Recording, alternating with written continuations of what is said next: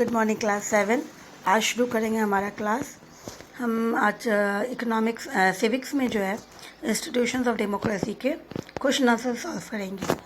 तो हमने chapter discuss कर लिया था, आज हम लोग उसके क्वेश्चन आंसर्स कर लेंगे। तो अब मूव करते हैं, आगे बढ़ते हैं। फिल द ब्लैंक से शुरुआत करते हैं। फिल द ब्लैंक जो भी है आप पहले आप नोटबुक अपनी बुक में जो है ना पेंसिल से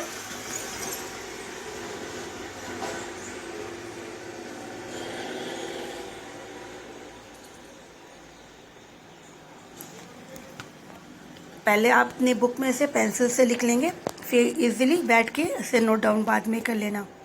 तो सबसे पहले फिल द ब्लैंक्स में जो है पहला है dash, and dash is a process of choosing representative to form the government. तो इसका आंसर होगा इलेक्शन, ELECTION, इलेक्शन। राइटिंग समझ में नहीं आए तो प्लीज़ आप अपनी बुक्स में से स्पेलिंग चेक कर लेना, गलत स्पेलिंग मत लिखना। In an election, dash and dash participate to form the government. Answer will be candidate, CANDIDATE, candidate। और दूसरा है political party, POLITICALPARTY, political party। फिर थर्ड है election in India are conducted by the dash, election commission, election COMMISSION, commission. Fourth dash and dash is an electronic device that record the votes of the people during election. तो EVM, इसे EVM कर लेना, short form में मैंने लिखा है EVM, electronic voting machine. इसका full form होता है इलेक्ट्रॉनिक वोटिंग मशीन। अब EVM कर लेना। Number fifth, now dash government is formed by the alliances of two or more political parties। तो उस गवर्नमेंट को कहते हैं कोलिएशन, COALITION, कोलिएशंस। ठीक है, अब मैच द कॉलम में चलेंगे। सबसे पहले इलेक्शन, तो इलेक्शन का आंसर होगा contest between political party. Electronic voting machine, तो इलेक्ट्रॉनिक वोटिंग मशीन में क्या हो जाएगा, a device to record votes.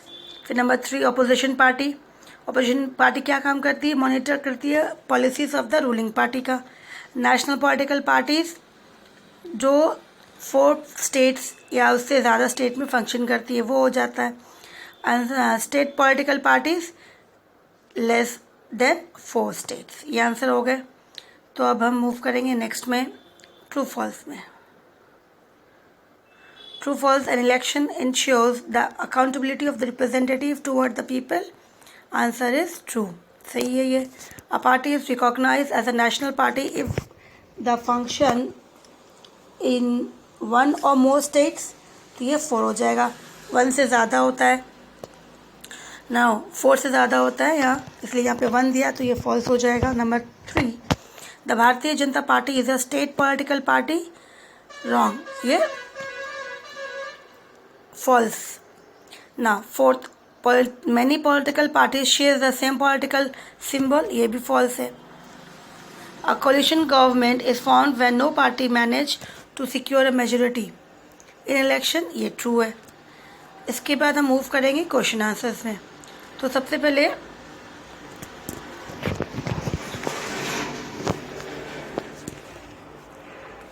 Question discuss कर लेते हैं। नंबर 1 एंड 2 क्या, डिफाइन इलेक्शंस पहला वाला है।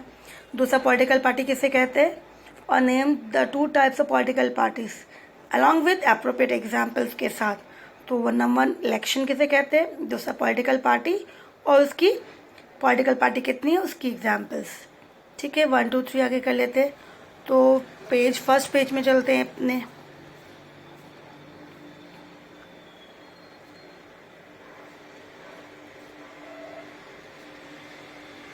नाउ ये नंबर 1 इलेक्शन जो है, election refers to the process of choosing our representative by voting to allow them to run the government. तो ये यहाँ से फर्स्ट लाइन से थर्ड लाइन, ये D1 हो गया।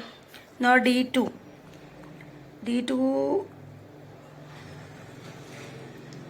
ये रहा, ये पेज नंबर देख लेना, पेज नंबर जो है 224 में है। 224 में पॉलिटिकल पार्टीज़ आ गया। पॉलिटिकल पार्टीज़ कैसे कहते हैं? Political parties refers to a group of people who share similar views, जिसकी व्यूज सिमिलर होती है पॉलिटिकल मैटर्स में, पॉलिसीज़ बनाती है कलेक्टिवली फॉर द पीपल। तो ये हो गया हमारा D2। अब नंबर D3 पूछा था types of political parties. So write down just like, जैसे यहाँ पे मैंने बताया D3 में नेशनल पार्टी, ठीक है।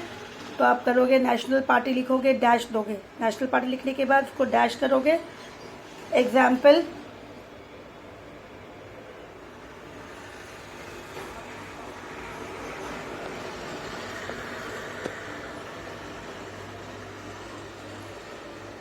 ये यहाँ से नहीं करना था, ठीक है। फॉर एग्जाम्पल से आएगा, ठीक है, ये वाला नहीं होगा।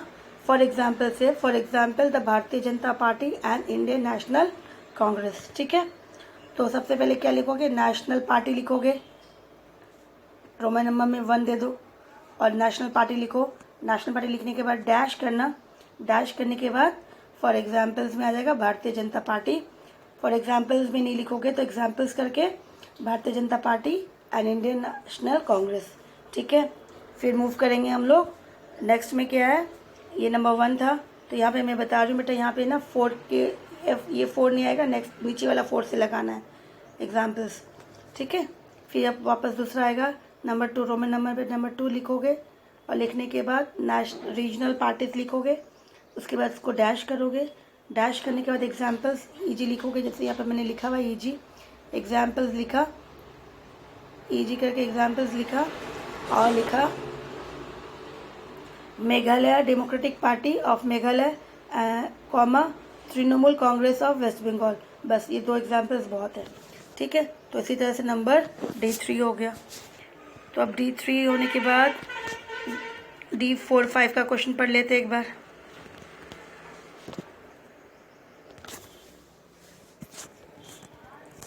What is an elections electronic voting machine and differentiate between opposition party and ruling party में। तो सबसे पहले EVM, electronic voting machine is a device number D4।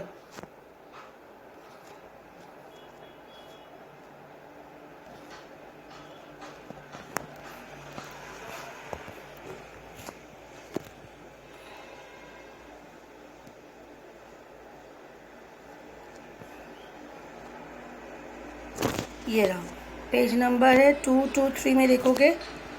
223 में वोटिंग प्रोसेस जो पैराग्राफ आएगा, वोटिंग प्रोसेस पैराग्राफ में आप काउंट कर लेना लाइन इसी हिसाब से 1 2 3 4 5 6 7th लाइन में the EVM is electronic machine to record votes of the people. यहाँ से यहाँ तक इतना ही है, ठीक है। ये नंबर D4 हो गया, ठीक। अब D5 और पॉलिटिकल पार्टी अपोजिशन, मतलब ruling party and opposition party के डिफरेंशियल्स बताना था। तो ये D5 है।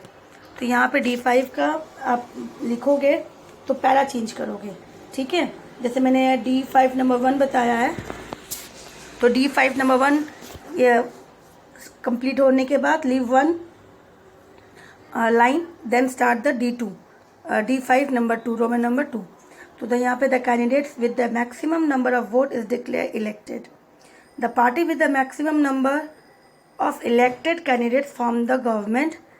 तो ये हो गया हमारा। आगे इसके आगे आप ऐसे भी लिख सकते हो रूलिंग पार्टी, ठीक है। तो ये हो गया हमारा रूलिंग पार्टी।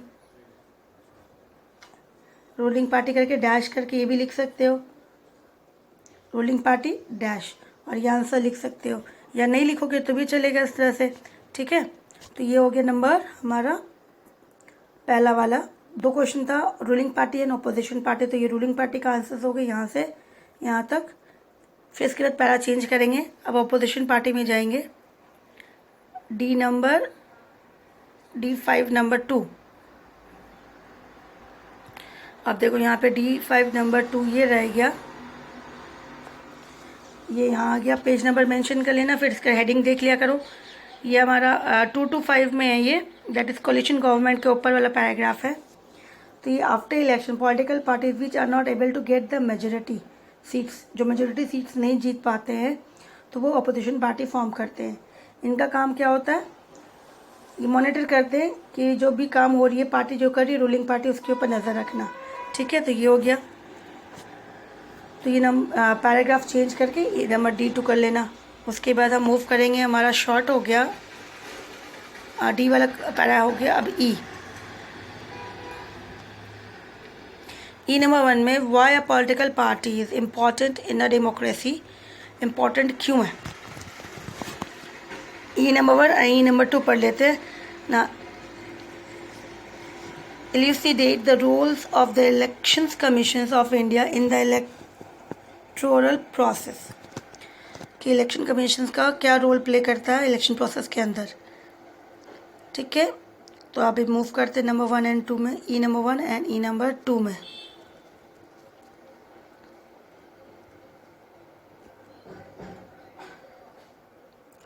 नाउ ई नंबर 1 पॉलिटिकल पार्टीज इम्पोर्टेंस क्यों है। तो ई नंबर 1 देखो यहाँ पे पेज नंबर 2 to 4 में आएगा, importance of political parties topic है।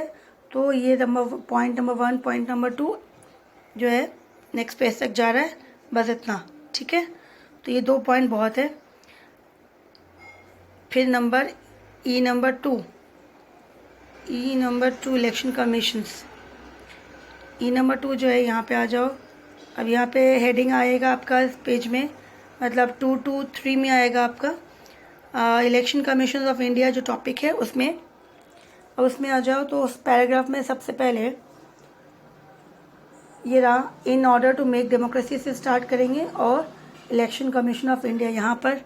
उसके बाद मूव करेंगे नीचे की तरफ।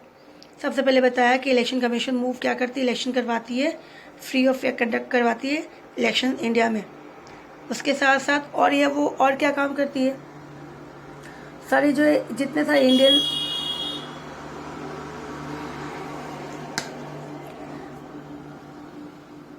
में जितने सारे इलेक्शन कमीशन ऑफ जो है वो इंडिया के अंदर क्या करते हैं, जितने सारे वोटर्स हैं इंडिया के अंदर उनका रजिस्टर करवाना। सो जितने सारे पॉलिटिकल पार्टीज़ हैं उनको सिंबल प्रोवाइड करना, सिंबल्स देती है उसको, उनका अपना अपना सिंबल होता है। फिर पॉलिटिकल पार्टीज इंश्योर करती जो इलेक्शन है वो फ्री और फेयर हो, उसमें कोई चीटिंग ना हो। तो ये वापस यहाँ से यहाँ तक। ठीक है, यहाँ से वापस यहाँ तक। एक्चुअली ये जो मैंने लिखा है E4 एंड E2। ठीक है, तो ये E4 E2 जो है ये दोनों का ही आंसर है। एक बार देख लो कि ये E2 और E4 जो है सेम है, सेम आंसर्स है। ये यहाँ से यहाँ तक E2 भी है और E4 भी है। ठीक है, वापस नीचे जाएंगे वही सेम चीज़ आएगा E2 एंड E4 कि इंडिया में फ्री एंड फेयर इलेक्शन कैसे होता है वो बताओ। तो वो होता है because of our election commission of India. तो इसी तरह से ये दोनों सेम आंसर हो जाएगा। तो आपके लिए एक आंसर याद करना ईजी हो गया, मतलब एक सोच लो। तो E2 and E4 is same. तो अब हम मूव करेंगे E3 में क्वेश्चन पढ़ेंगे। E3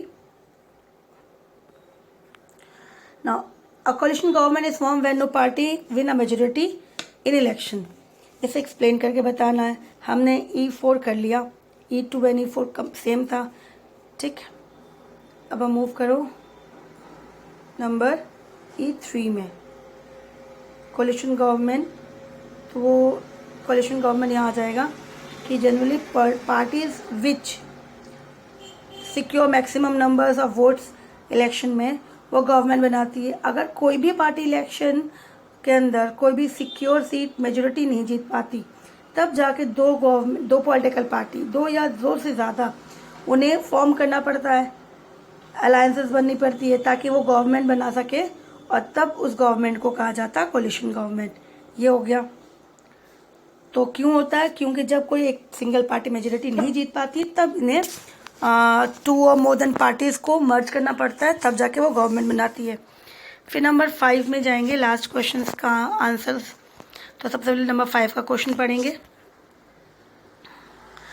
Akash had turn 18 this year, he is eligible to cast his vote in the coming elections, if yes explain how and why he should participate in the elections. तो यहाँ पे देखो कि कहा जा रहा है आकाश जो है कि वो 18 हो गया, वो इलेक्शन दे सकता है, तो answer will be yes. If yes, yes देके कॉमा कर देंगे या फिर यस देके क्या करोगे, यस देने के बाद फुल स्टॉप, क्योंकि पहला क्वेश्चन इफ़ यस तो यस। देन एक्सप्लेन, एक्सप्लेन के लिए मूव करेंगे आगे E5, क्योंकि वो 18 हो गया, अगर उसको नहीं, उसको देना चाहिए कि नहीं देना चाहिए, देना चाहिए, क्योंकि हमें हमारी जो रिप्रेजेंटेटिव गवर्नमेंट है वो कैसी होगी वो हमारे लिए इम्पॉर्टेंट है, तो हमें ज़रूरी है कि हम अपना वोट जो है उन्हें दें और हम अपना रिप्रेजेंटेटिव चूज़ करें कि सही मायने में हमारा रिप्रेजेंटेटिव कैसा होना चाहिए।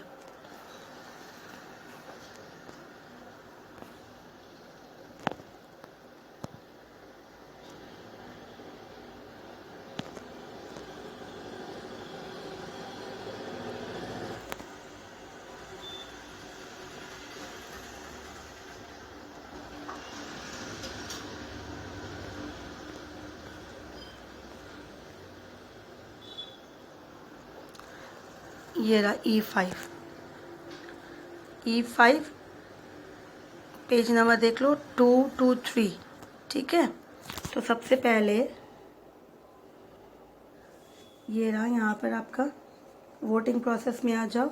इन our country every citizen who is 18 years of age और above is entitled to vote in election. सबसे पहले ये बता दिया 18 ईयर्स, तो ये पैराग्राफ, ये E नंबर 5(1) लिखा हुआ है, तो ये पैराग्राफ में जाएगा, ज़रूरी है, ठीक है, स्टेप बाय स्टेप है। तो ये हो गया 1। फिर number 2, E5 number 2, an election ensure the participation, ताकि हम जो पार्टिसिपेट करते हैं इंश्योर करता है कि जो है इलेक्शन जो है पीपल्स डिसीजन मेकिंग में प्रोसेस में, और हम डायरेक्टली इनडायरेक्टली इन्वॉल्व हो जाते हैं, तो इम्पॉर्टेंट है। भले हम नहीं जा रहे लेकिन हमने जिसको चूज़ किया वो हमारे लिए अच्छा होना चाहिए। तो इस तरह से E number 1, E number 2 and E number 3 इस तरह से पैरा करके चेंज करके इसे करना है। तो ये 5 का हो गया आंसर,